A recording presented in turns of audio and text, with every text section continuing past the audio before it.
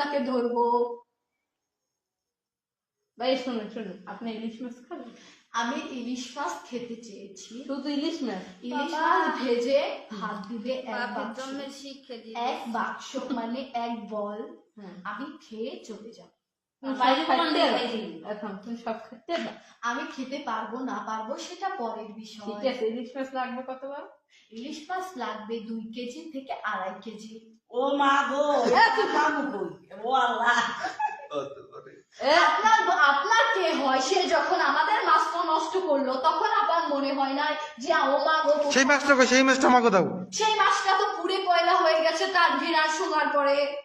তোমার কয়লা হয়েছে কোন জায়গায়? কয়লা হয়েছে সেটাকে আপনি দেখতে পারবেন। আমি যদি ওর শরীর থেকে এখন বেরিয়ে এখানে থাকি, আপনি কি আমাকে দেখতে পারবেন? বেরোয় যাও তো তুমি। কেন বের হবো?